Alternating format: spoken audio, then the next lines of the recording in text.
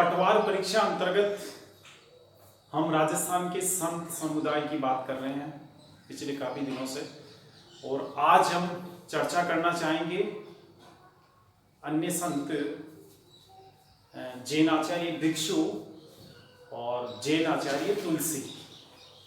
तो देखो, भारत तो वैसे कई धर्मों का देश है, ये आप जानते हैं। हिंदू धर्म, इस्लाम धर्म, ईसाई धर्म, जैन धर्म, बौद्ध धर्म, पारसी धर्म।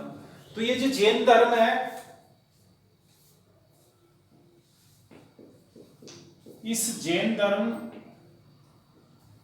की दो प्रमुख शाखाएं हैं, दिगंबर और श्वेतांबर।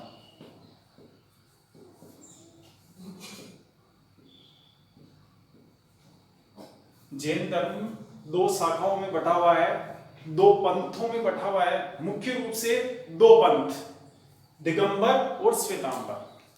पंथ का मतलब क्या हुआ?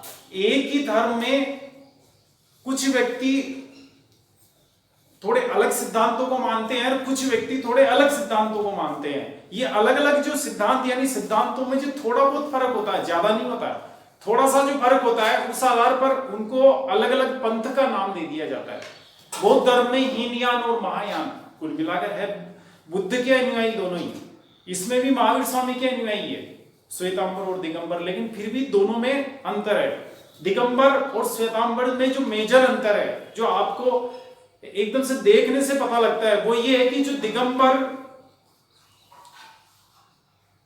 जैन धर्मावलंबी है, उनके संत या उनके जो साधु होते हैं वो नग्न अवस्था में रहते हैं, और श्वेतांबर जैन धर्मावलंबियों के जो संत होते हैं, जो आचार्य होते हैं, जो गुरु होते हैं इनके, वो वस्त्र धारण करते हैं और मुंह पर पट्टी लगाते हैं। जबकि ये इस तरह की दिगंबर जो पंथ है, इसके संत मुंह पर पट्टी नहीं लगाते। अच्छा, ये घर घर जाकर भोजन मांगते हैं। आहार कैसे करते हैं? ये घर घर जाकर। और ये भोजन कैसे लेते हैं? इनको जो इनके अनुयायी होते हैं वो इनवाइट करते हैं घर पे कि साहब हमारे पधारो।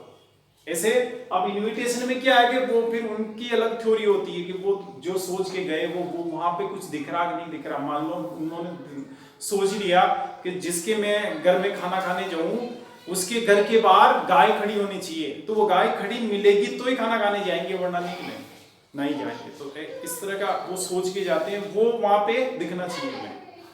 तो अब यहाँ पे क्या हुआ कि दिगंबर और श्वेतांबर में मैं अंतर बता रहा हूं आपको। वैसे हम जैन धर्म को अलग से पढ़ेंगे जब भारतीय संस्कृति की बात करेंगे। तो यहाँ थोड़ा सा, चूंकि यहाँ जैन धर्म की चर्चा हो रही है, इसलिए जैन धर्म की कुछ प्रमुख संतों की चर्चा हो रही है, इसलिए जैन धर्म के बारे में थोड़ा सा बात कर लेते हैं।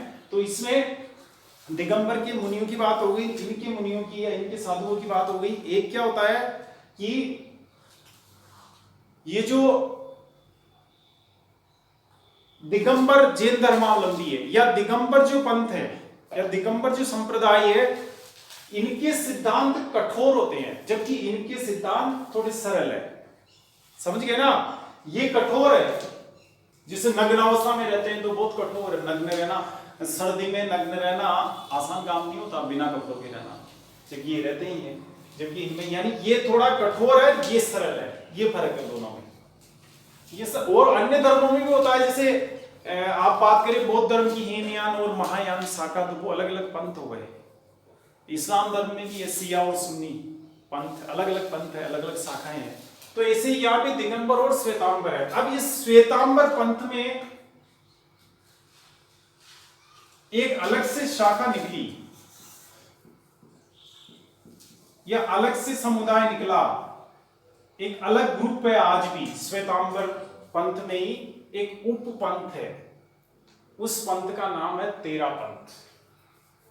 क्या नाम है? तेरा पंथ। और आज हम इसी तेरा पंथ की बात करेंगे। इस तेरा पंथ के जो सिद्धांत है, इनकी जो शिक्षाएं हैं, वो थोड़ी सी श्वेतांबर जो पंथ है ना, उससे थोड़ी हटकर है। इसी में ही ये यानी तेरा पंथ श्वेतांबर पंथ के नजदीक है, इससे तो काफी दूर है दिगंबर से, इसके नजदीक, इसलिए इसकी उपशाखा हो गई।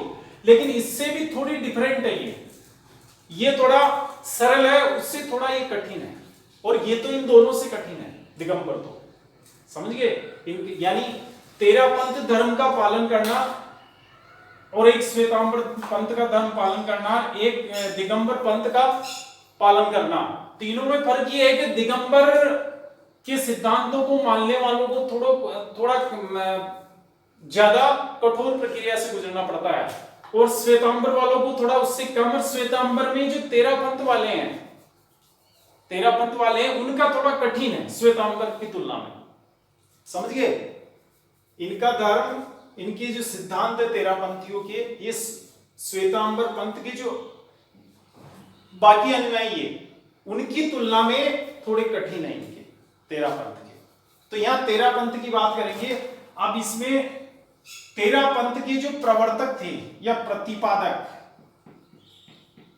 या प्रवर्तक, या ऐसे कि भाई इसकी स्थापना किसने की, इस पंथ की, इस पंथ का सूत्रधार किसने किया, ये पंथ किसने शुरू किया, तो प्रतिपादक कह सकते हैं, प्रवर्तक कह सकते हैं।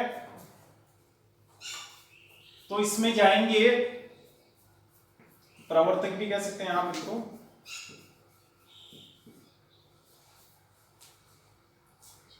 इसमें यहां जाएंगे तो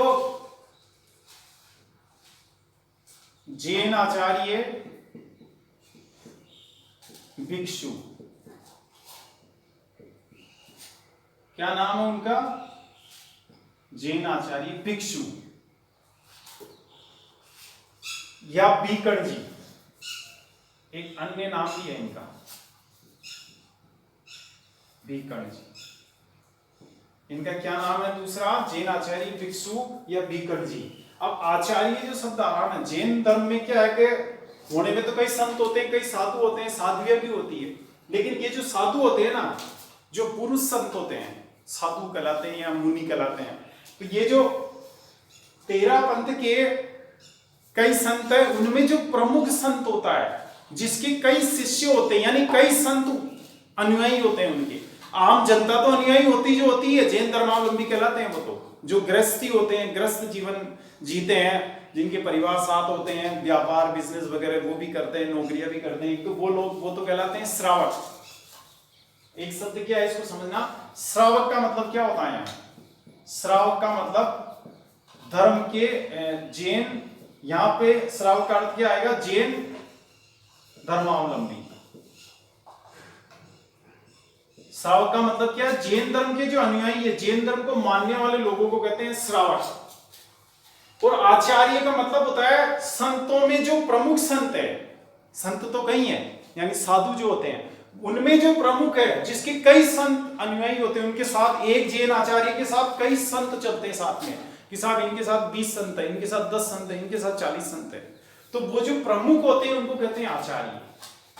क्या समझे, आचार्य, संतों में जो प्रमुख संत है उसको कहते हैं आचार्य। अब यहां पर इस तेरापंथ की स्थापना की भिक्षु ने, एग्जाम में पूछा जाएगा आपसे कि जैन धर्म की कौन सी शाखा से तेरापंथ का संबंध है, तो एक तो याद रखेंगे श्वेतांबर शाखा से इसका संबंध है तेरापंथ का। या ये भी पूछा जा सकता है कि तेरापंथ का संबंध किस धर्म से, हिंदू धर्म भी आ जाएगा, इस्लाम धर्म भी आ जाएगा, बौद्ध धर्म भी आ सकता है। तो अपने को याद रखना जैन धर्म से, जैन धर्म की श्वेतांबर शाखा से इसका संबंध है। और इसका प्रतिपादन या इसकी शुरुआत किसने की थी, जैन आचार्य भिक्षु या भीकण जी ने।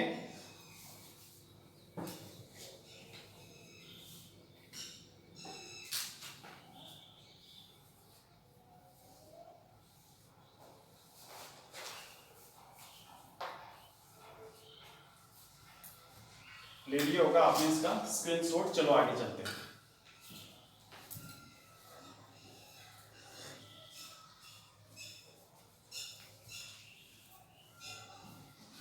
अच्छा, इसमें आप याद रखना चाहें तो आषाढ़ शुक्ल, चलो वैसे पूछा नहीं जाएगा आपसे, कोई बात नहीं, छोड़ो इसको, ज्यादा डीप जाने की जरूरत नहीं है। अब इनके बारे में जानेंगे, इनका जन्म कहाँ हुआ। जैन आचार्य भिक्षु या बीकड़ जी, इनको पढ़ेंगे हम आज। तो अब इसमें ये आता है साहब कि इनका जन्म कहां हुआ, कब हुआ, ये अपने को जानना है। जन्म ग्राम कटालिया, कंटालिया, जिला पाली। आज वाला जो है वो पाली जिला पड़ता है इस जगह का। और सन याद रखेंगे इसका 1726 ईस्वी। 1726 में पाली जिले में ग्राम कंटालिया में इनका जन्म हुआ था।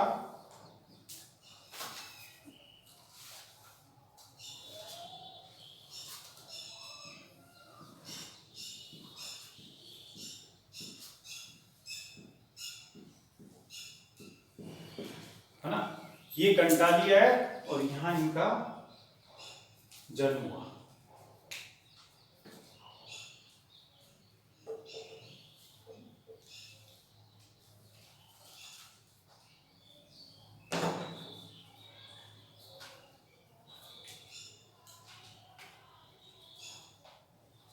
अच्छा, इन्होंने मुनि दीक्षा,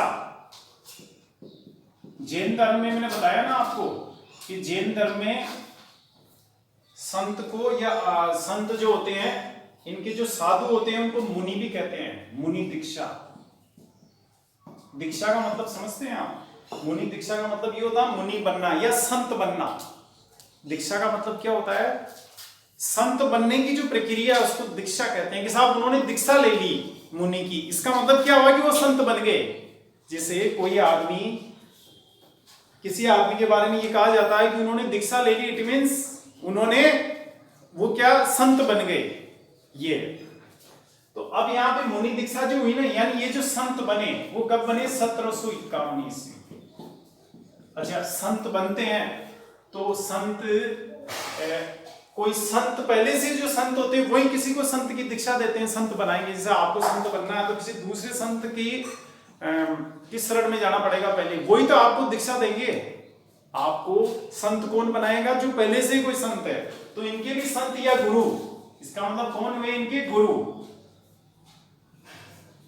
तो इनके गुरु जैन आचार्य रघुनाथ जी।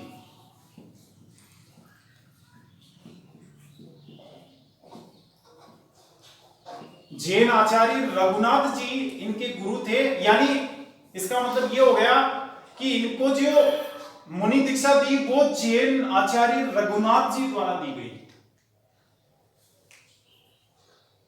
अब यहां पे क्या हुआ, उस जमाने में चूंकि पाली मारवाड़ का जो इलाका है, पाली जिस पाली मारवाड़ में आता है, तो ये पाली वगैरह में क्या था कि यानी उस मारवाड़ में उस दौरान पाली नाम का तो कुछ था ही नहीं। वहां पाली नाम का कोई जिला नहीं था, जिले थे नहीं, उस रियासतें थी। तो मारवाड़ रियासत में क्या है कि ये थे ना, तो कई इनके आलोचक भी थे, इनकी बुराई करने वाले भी थे। और इनमें क्या था, रघुनाथ जी की बात कर रहे हैं अभी हम। तो रघुनाथ जी ने क्या हुआ कि जैसे ये एक तो सरस भोजन लेते थे। सरस का मतलब है कि भोजन में तरह तरह के व्यंजन लेना, कि आज ये मिठाई बननी चाहिए मेरे, आज वो बननी चाहिए, आज ये बननी चाहिए, आज गुलाब जामुन बनने चाहिए, अच्छा आज वो नहीं बने, आज रसगुल्ले बनने चाहिए, चलो आज इसका हलवा बनना चाहिए, आज का दाल का बन गया तो कई कल मूंग का बनना चाहिए, और आज फिर आटे का बनना चाहिए। इस तरह के शौक बहुत थे इनके, रघुनाथ जी के। जबकि जैन धर्म में क्या है, इन सब चीजों पर प्रतिबंध है। जैन धर्म में क्या लिखा है कि जो जैन संत या जैन साधु है उसको एकदम सादा भोजन करना चाहिए। समझ गए? रसीला भोजन नहीं होना चाहिए। तो ये रसीले भोजन के शौकीन थे। दूसरे ये कपड़े भी क्या है, कई तरह के पहनते थे वस्त्र। जबकि जैन धर्म में क्या लिखा है, जैसे दिगंबर जो संत होते हैं वो तो पहनते ही नहीं कपड़े, उनके लिए तो वर्जित है। लेकिन जो श्वेतांबर शाखा वाले पहनते हैं तो उनके लिए भी कि बहुत ही पतला कपड़ा और एक वस्त्र हो, एक धोती हो जो लपेट लेनी चाहिए बॉडी पर। ऐसा सिद्धांतों में लिखा हुआ है, शास्त्रों में लिखा है। उस श्वेतांबर धर्म के सिद्धांतों में ऐसा उल्लेखित है। तो ये रघुनाथ जी के आगे कई तरह के मतलब कपड़े शरीर पर लपेट लेते थे, पहनते थे, और कई संतों का झुंड रखते थे साथ में। समझिए आप, कई संतों का झुंड रखते थे, कुछ परिवार भी रहते थे साथ में कई संतों के साथ। तो ऐसा हुआ कि इनकी बुराई होने लग गई लोगों के बीच में, श्रावकों के बीच में। तो इनकी बुराई जब ज्यादा हुई ना, तो ये बुराई हो रही थी, पास में इधर केलवा पड़ता है राज संबंध में, ये राज संबंध है केलवा। तो केलवा था, तो केलवा यानी राज संबंध। अब यहां क्या हुआ, तो यहां से इन्होंने केलवा में इधर ही भ्रमण कर रहे थे ये भी, तो इन्होंने क्या किया, किन्होंने, रघुनाथ जी ने साधुओं का एक दल,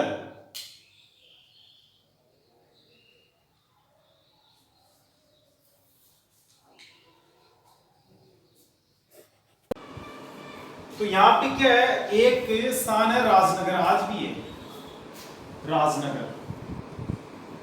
तो यहां पे क्या होता है, राजनगर जिला राजसमंद पड़ता है।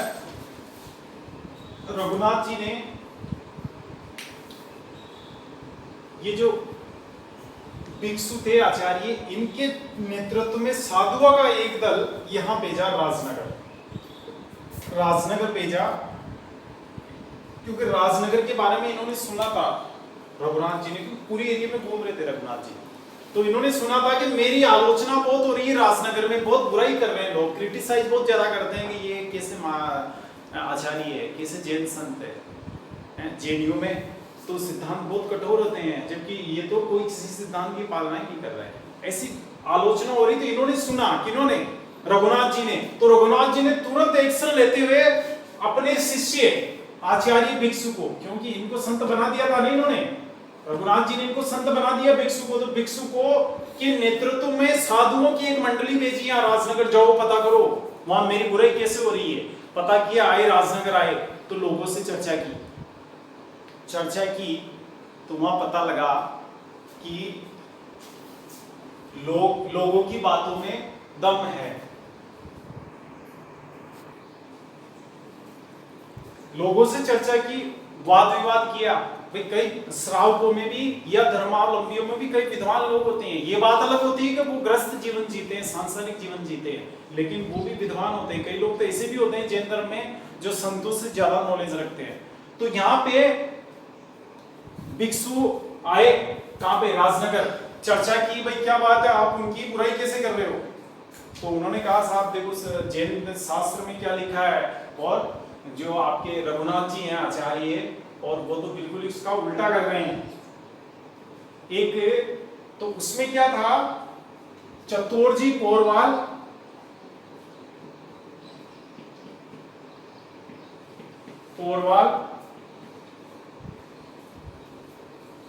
चतुर्जी पोरवाल, व एक थे बच्छराज ओसवाल।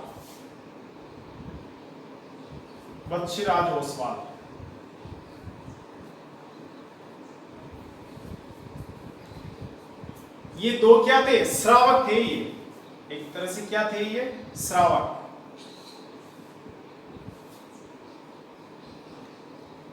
ये श्रावक थे दोनों, मतलब आम जैन धर्मावलंबी थे। तो चतुर्जी पोरवाल, बच्छराज ओसवाल नामक दो व्यक्ति थे, इनसे शास्त्रार्थ किया गया, यानी वाद विवाद, धार्मिक वाद विवाद जो होता है ना, शास्त्रों की चर्चा की गई।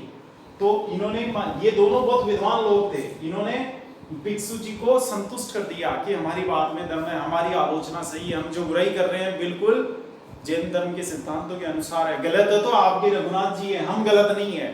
तो ये भी मान गए भिक्षु भी कि चलो भाई ठीक है, आपकी बात में दम है और मैं आपसे सहमत हूं, और आप सही हो, गलत है तो हमारे आचार्य हैं, मैं उनको जाके बताता हूं। तो ये गए वहां वापस रघुनाथ जी के पास।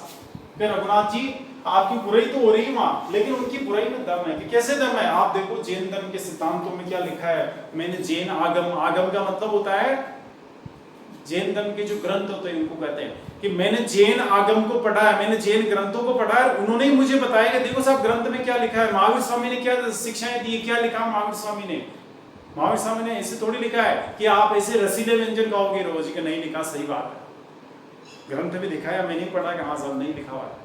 उन्होंने लिखा है कि बहुत सादा भोजन आपको ग्रहण करना है। आप कपड़े, उन्होंने ये भी लिखा है कपड़े धारण नहीं करोगे, चलो करोगे श्वेतांबर शाखा में, तो फिर भी ये लिखा है कि एक हल्का फुल्का धोती है, महीन कपड़ा वो धारण करोगे। आप ज्यादा संतों की खोज नहीं रखोगे, साथ में परिवार वालों को नहीं रखोगे, क्या समझे? तो ये सब चीजों का उल्लंघन हो रहा है रघुनाथ जी अपने यहाँ, इसलिए वो सही है। जो राजनगर वाले लोग आपकी बुराई कर रहे हैं वो सही है, गलत हो आप और हम हैं। तो रघुनाथ जी का नहीं नहीं नहीं भिक्षु, मैं तुम्हारे से सहमत नहीं हूं, मेरे शिष्य हो के मुझे पाठ पढ़ा रहे हो तुम, क्या सही है क्या गलत है तुम्हारे से और उन लोगों से ज्यादा मैं जानता हूं। तो दोनों के बीच में विवाद हो गया, किन के बीच में? रघुनाथ जी और भिक्षु के बीच में। और विवाद होते ही फिर क्या होता है, संतों की एक रीति रही है कि जब विवाद होता है तो संत अलग हो जाते हैं। जब तक दोनों में सहमति होती है, दोनों में प्रेम होता है, मेल मिलाप होता है, तब तक ही दोनों साथ चलते हैं, नहीं तो दोनों के अलग अलग रास्ते हो जाते हैं। यहाँ भी यही हुआ, और ये भिक्षु जो है वो रघुनाथ जी से अलग हो गए।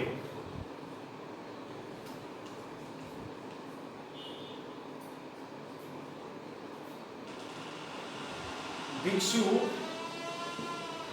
रघुनाथ जी से क्या हो जाते हैं? अलग।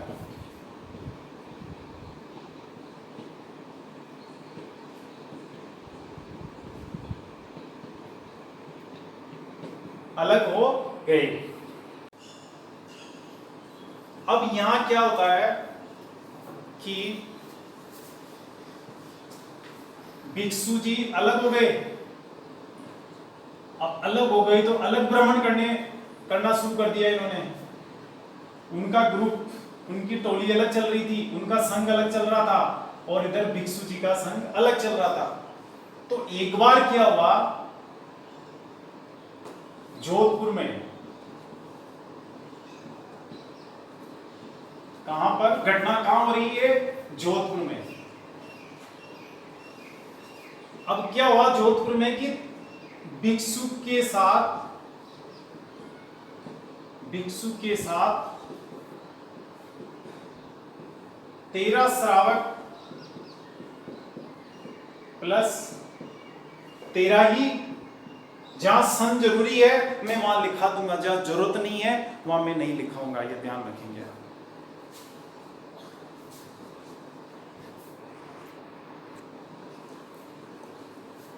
भिक्षु के साथ 13 श्रावक और 13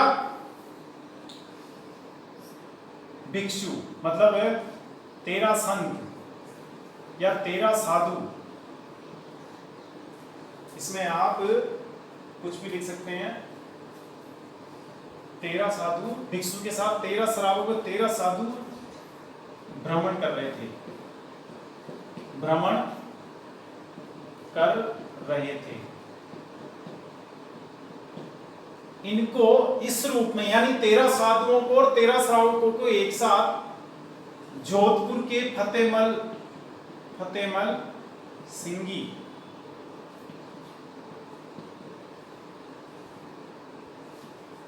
ये कौन थे? जोधपुर के दीवान थे। जोधपुर के दीवान, उस जमाने में जोधपुर रियासत थी ना, जिले विले तो थे नहीं, तो जोधपुर के दीवान का मतलब एक तरह से प्रधानमंत्री जोधपुर के। ये वहां से गुजर रहे थे, इनका इधर से जाना हुआ, उधर से उनका आना हुआ, तो उन्होंने एक मजाकिया अंदाज में कह दिया कि 13 का योग था ना कि 13 ही श्रावक जा रहे हैं। श्रावक का मतलब समझ रहे हैं? जैन धर्म के जो आम लोग हैं, जैन धर्म अनुयायी, समझ गए? जैन धर्म के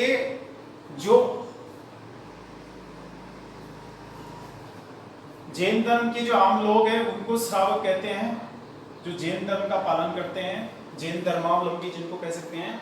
तो ये 13 ही तो वो लोग थे, 13 ही साधु थे भिक्षु सहित, वो चल रहे थे ना साथ में। तो ये 13 के योग को देखकर फतेहमल सिंगी ने कहा कि चलो देखो 13 पंथी जा रहे हैं। कौन जा रहे हैं? 13 पंथी जा रहे हैं। एक तरह से उन्होंने ये मान लो मजाक की या हंसी उड़ाई, इंसल्ट की, कुछ भी कह सकते हो आप। इसमें कोई प्रशंसा वाली बात नहीं थी। वो एक तरह से क्या कह रहे थे, देखो 13 ही धर्मावलंबी जा रहे हैं, 13 ही साधु जा रहे हैं, इसका मतलब ये 13 पंथी जा रहे हैं। देखो ऐसा कहा, ऐसा कहते ही उसको अदरवाइज भी नहीं लिया भिक्षु जी ने, और उन्होंने इस 13 पंथ को स्वीकार करते हुए क्या कर लिया कि आज से मेरे अनुयायियों का नाम तेरापंथी, क्या कहा ने तेरापंथी नाम दिया,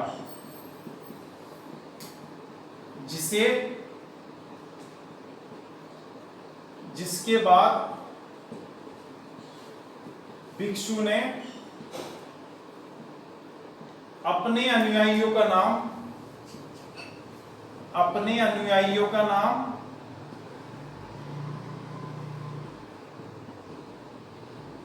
को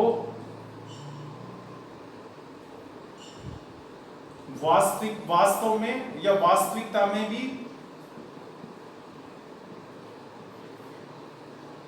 तेरापंथी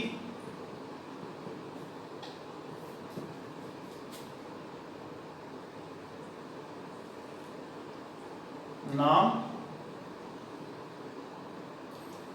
जिससे भिक्षु ने भी अपने अनुयायियों को वास्तविकता में भी तेरापंथी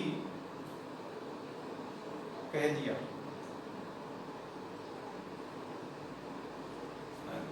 फतेहमल सिंह जी जोधपुर के दीवान ने तेरापंथी नाम दिया, जिसके बाद भिक्षु ने अपने अनुयायियों को औपचारिक रूप से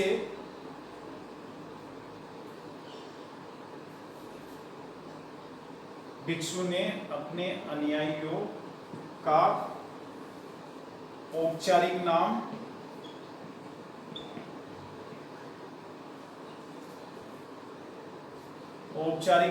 तेरापंथी रख लिया।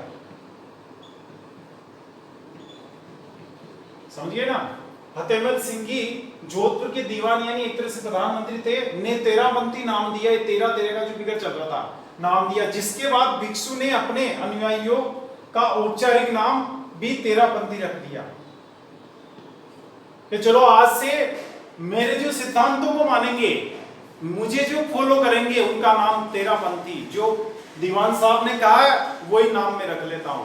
तो उसका तो मजाक उड़ाना हुआ दीवान का तो, और इधर इनको अपना टाइटल मिल गया। समझ गए? तो ऐसे तेरापंथ नाम आया। वैसे इन्होंने तेरापंथ की एक परिभाषा ये भी दी है कि तेरापंथ, फिर इसको शास्त्रों के अनुसार भी जस्टिफाई किया उन्होंने, क्योंकि तेरापंथ का मतलब क्या हुआ। ऐसा नहीं कि भाई उसके कहने से रख लिया, उसके कहने से रखा तो है, लेकिन ये नाम जैन धर्म के ग्रंथों के अनुसार भी फिट होता है, जैन धर्म के सिद्धांतों के अनुसार भी फिट होता है। मैं जिन सिद्धांतों को मान रहा हूं, जैन धर्म के कई सिद्धांत, उनमें से जिनके मैं पालना कर रहा हूं, उनके अनुसार भी फिट होता है। कैसे होता है? जिन्होंने क्या लिखा, तेरापंथी का, कि तेरापंथ का मतलब हो गया 5 महाव्रत जैन धर्म के। मैं जैन धर्म पढ़ाऊंगा तब पढ़ाएंगे आपको सारे 5 महाव्रत, 5 समिति और 3 गुप्ती। ये जैन धर्म के सिद्धांतों से संबंधित है। 3 गुप्ती तो 5 है 5 10 3 13। तेरापंथ का मतलब क्या हुआ? 5 मनाओ, सत्य अहिंसा, अपरिग्रह। ये जो 5 सिद्धांत है इनके, वो 5 समिति भी है, 3 गुप्ती भी है। डिटेल में पढ़ाएंगे आपको उसमें।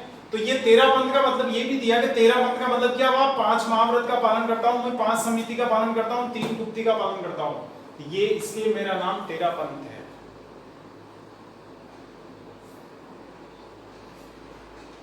तो ये तो बात हुई भिक्षु जी की। अब क्या हुआ कि भाई नाम रख लिया, अब इसकी स्थापना तेरापंथ। जब कोई संत किसी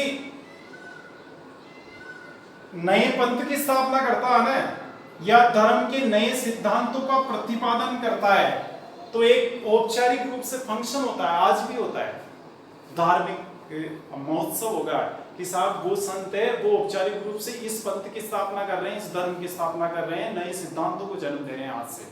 तो उसके लिए इन्होंने भी औपचारिक कार्यक्रम आयोजित किया।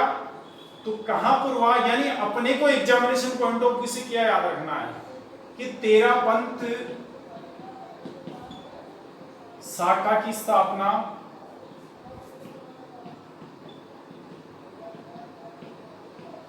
केलवा, ग्राम केलवा, जिला राजसमंद। अपना उद्देश्य एग्जामिनेशन में मेरिट स्टैंड करना है, इसलिए उस दृष्टि से पढ़ेंगे। भाई आपको कोई संत तो बनना है नहीं। तेरापंथ शाखा की स्थापना केलवा जिला राजसमंद में भिक्षु द्वारा की गई।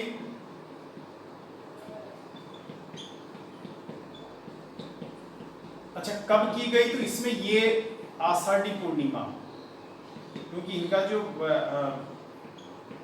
फंक्शन होता है ना, आज भी इनके अनुयायियों का वो आषाढ़ी पूर्णिमा को होता है, ये फंक्शन मनाते हैं। आज के दिन हमारे पंथ की स्थापना हुई थी, तो आपको याद रखना आषाढ़ी पूर्णिमा को इसकी स्थापना हुई थी। केलवा, ये राजसमंद जिले में केलवा है, यहाँ पर, समझे? तो ये तो बात हुई तेरापंथ शाखा की। अब इसके भिक्षु को याद रखना अपने को। एक इनके बारे में याद रखेंगे, निधन।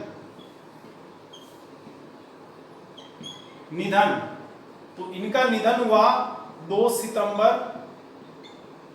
1803। इसको याद रखेंगे। ग्राम सिरियारी, वैसे इसका ये भी है कि विक्रम संवत आप देखें तो 1860 होता है, 1860, और भाद्रपद शुक्ल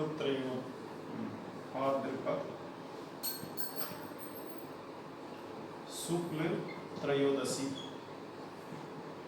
अब आपको शायद ये याद रहेगा नहीं, थोड़ा टिपिकल होता है इसको, इस डेट को याद रखना, तो इतना जरूरी भी नहीं, वैसे मैंने लिख दिया, लेकिन नहीं भी रखो तो भी अपना काम तो हो जाएगा, ये पूछा भी नहीं जाएगा आपसे।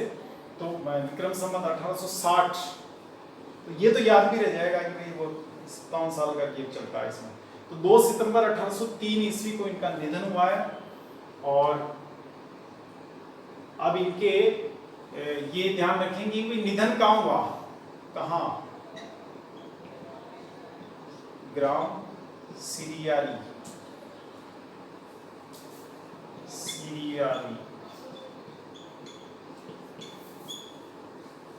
जिला पाली। कहाँ हो रहा निधन इनका? ग्राम सिरियारी, जिला पाली।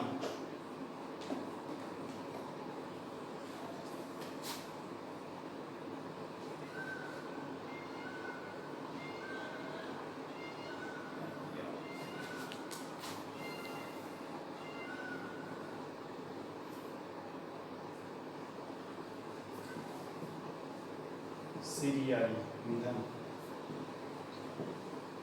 निधन यहाँ आता है।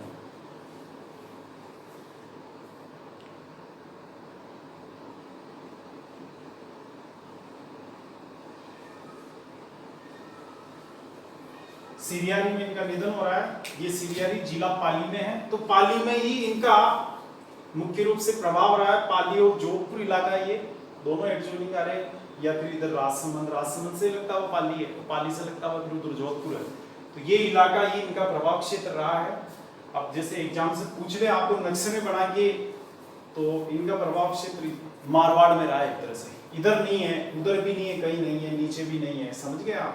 इसलिए नक्शे में दिखाना आवश्यक है, कई बार पूछ लेते हैं हम, आजकल एक नया ट्रेंड चल रखा है, तो अपने को ध्यान रखना है कि इनका जो प्रभाव क्षेत्र है वो ये है।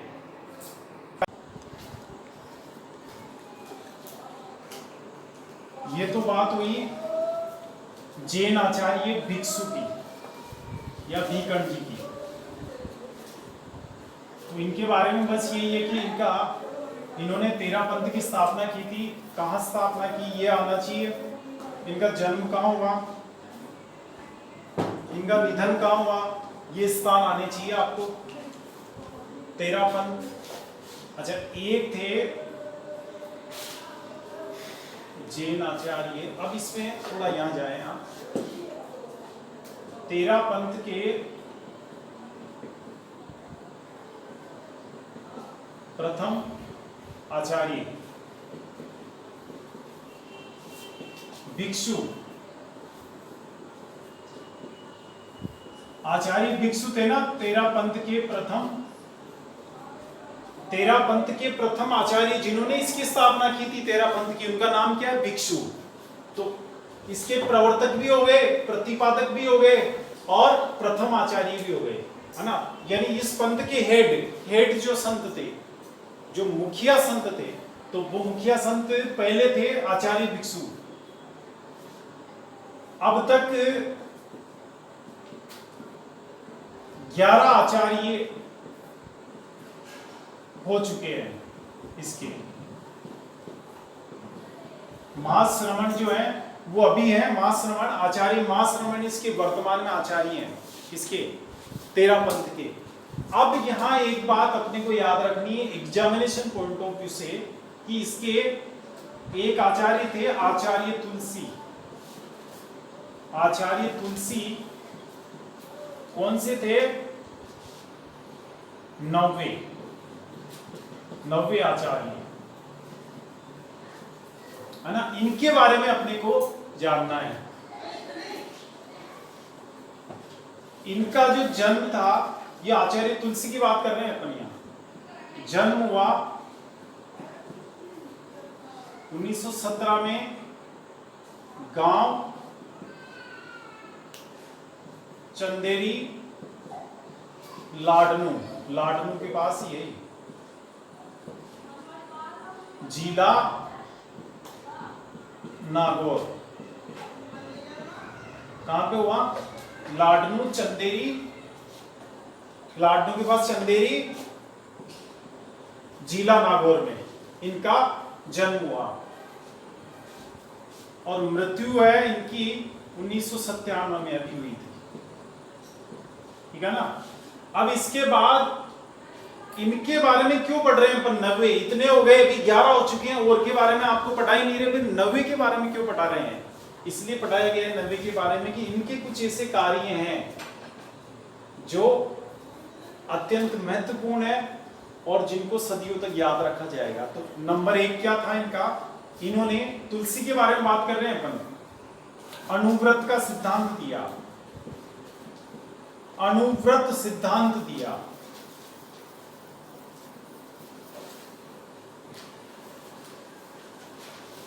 का प्रतिपादन इसी 13 पंथ शाखा में ही एक अनुव्रत का सिद्धांत दिया। ये अनुव्रत क्या होता है, इसको समझो शॉर्ट में।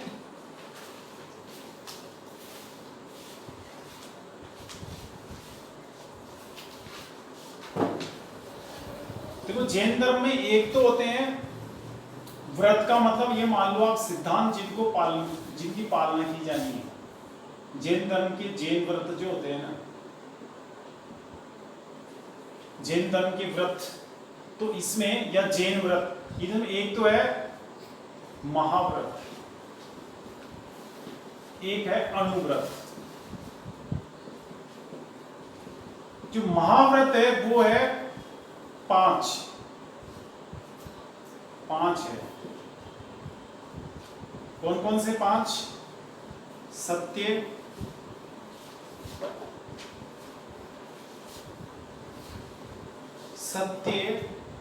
अहिंसा, अस्तेय,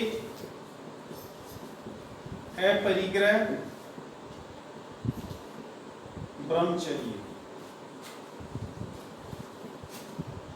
1 2 3 4 5, ये 5 महाव्रत हो गए, है ना।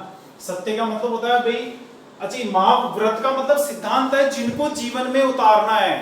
तो ये 2 क्यों लिखे गए हैं यहाँ? ये जो महाव्रत है ये सिद्धांत है साधुओं के लिए, जो संत होते हैं ना, जैन संत कह सकते हो या जैन साधु कह सकते हो, साधुओं के लिए।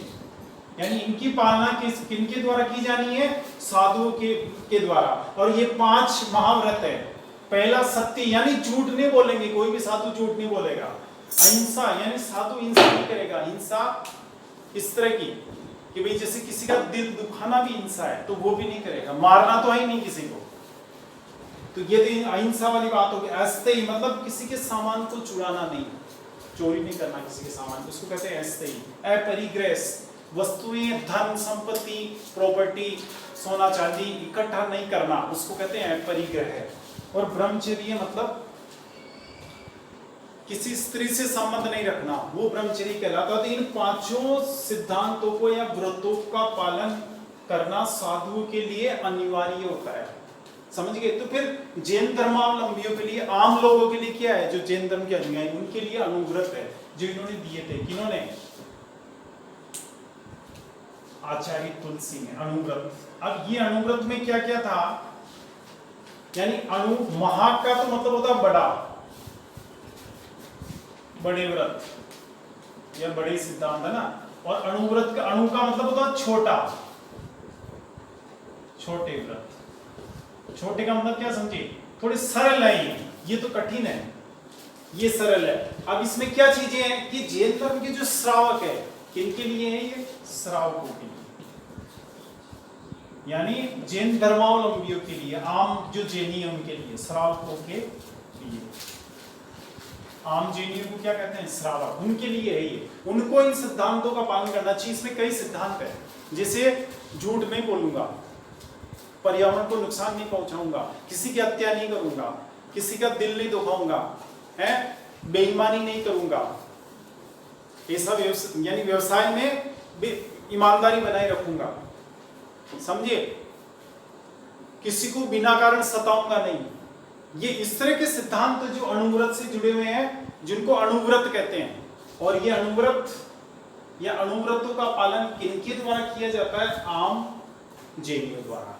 तो ये अनुव्रत का जो सिद्धांत है, ये जो अनुव्रत है, इनका प्रतिपादन किसने किया था, आचार्य तुलसी ने। एक तो ये बात हुई आचार्य तुलसी के बारे में, मतलब अनुव्रत सिद्धांत के प्रतिपादक इसके। और दूसरी बात हुई इनके बारे में कि इन्होंने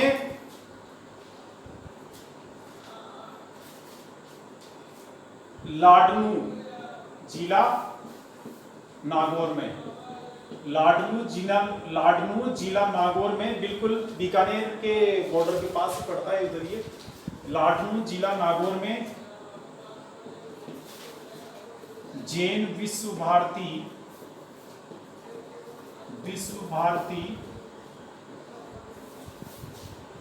डीम्ड विश्वविद्यालय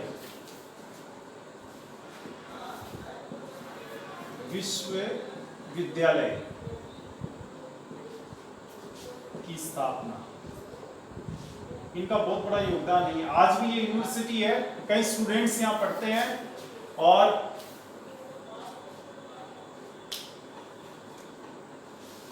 इसको आप 1991 में स्थापित था। ये 1991 में किन्होंने की थी, तुलसी द्वारा, तुलसी ने, आचार्य तुलसी ने की नहीं स्थापना, तुलसी ने। तो आचार्य तुलसी के द्वारा इसकी स्थापना की गई थी। जैन विश्व भारती डीम्ड विश्वविद्यालय। डीम्ड विश्वविद्यालय दूसरे विश्वविद्यालयों में या दूसरी यूनिवर्सिटीज में थोड़ा फर्क होता है। जो डीम्ड यूनिवर्सिटी होती है, मानद विश्वविद्यालय कहते हैं हिंदी में, सम या मानद। तो ये जो डीम्ड यूनिवर्सिटीज होती हैं, ये क्या है, जैसे यूजीसी होता है ना, विश्वविद्यालय अनुदान आयोग, तो दूसरी यूनिवर्सिटीज जैसे राजस्थान यूनिवर्सिटी है, एमडीएस यूनिवर्सिटी है, ये जो सिलेबस रखेगी first year, second year, third year का या पीजी का, तो उसके लिए परमिशन कहाँ से लेनी पड़ती है, यूजीसी से। वहां से परमिशन हो क्या होती है, वही सिलेबस रखा जाएगा कि फर्स्ट ईयर में हिस्ट्री का सिलेबस क्या होगा, पॉलिटिकल साइंस का सिलेबस क्या होगा, जो यूजीसी सैंक्शन करेगी वही होता है। लेकिन यहाँ क्या होता है, डीम्ड यूनिवर्सिटी में ये अपना सिलेबस खुद ही तय करते हैं। इनको यूजीसी से पूछने की या परमिशन लेने की आवश्यकता नहीं है। परीक्षाएं कब आयोजित करनी है, ये खुद अपना टाइम टेबल तय करेंगे। इनमें तो क्या यूजीसी वालों को पूछना पड़ता है कि हम इस दौरान करना चाहते हैं, अन्य यूनिवर्सिटीज को।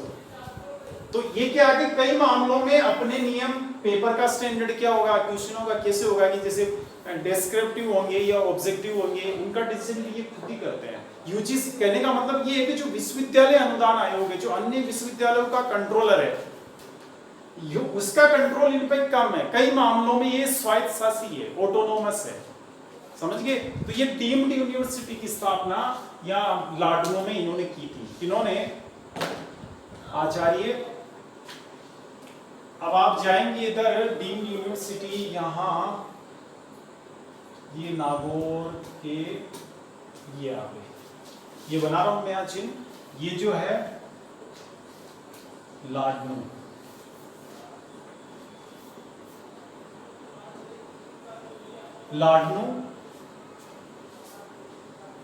यहां पे क्या है, डीम्ड यूनिवर्सिटी, जैन विश्व भारती के नाम से। इसकी स्थापना आचार्य तुलसी ने की थी। आचार्य तुलसी का एक बहुत बड़ा योगदान है। अब एग्जाम में क्या पूछा जाएगा, इतनी रामायण हमने इकट्ठी कर ली, लेकिन अपना काम भी तो होना चाहिए ना एग्जाम में। अपना अंत तो गत्वा, अपना उद्देश्य तो परीक्षा पास करना है ना। तो अब इसमें एक तो क्या, तुलसी के बारे में क्या याद रखना है कि एक तो अणुव्रत सिद्धांत के प्रतिपादक। अणुव्रत क्या है तो बता दिया श्रावकों के लिए, जो सिद्धांत जीवन में जो उतारने हैं उनको, उन सिद्धांतों का प्रतिपादन यानी अणुव्रत सिद्धांत का प्रतिपादन आचार्य तुलसी ने किया, जो 90 आचार्य थे इस तेरापंथ शाखा के। नंबर 2, जैन विश्व भारती डीम्ड यूनिवर्सिटी की स्थापना भी इन्होंने किया। तो तुलसी के बारे में ये हो गया मेन। दूसरी बात, आचार्य वो तेरापंथ शाखा के जो आचार्य भिक्षु थे उनके बारे में कि तेरापंथ शाखा की स्थापना कहाँ की गई, केलवा। तो केलवा आपको आना चाहिए, कहाँ पर है कि राजसमंद जिले में। मेन आपको उसमें ये पूछा जाएगा कि तेरापंथ शाखा के प्रतिपादक या प्रवर्तक कौन थे, तो आचार्य भिक्षु थे। तेरापंथ शाखा का संबंध किस धर्म से है, जैन धर्म से, या जैन धर्म की श्वेतांबर शाखा से, ये आपको याद रखना है इसके बारे में। और तो फैक्ट्स रखने हैं, लेकिन ये मोस्ट इंपॉर्टेंट फैक्ट्स है इस पूरे टॉपिक के।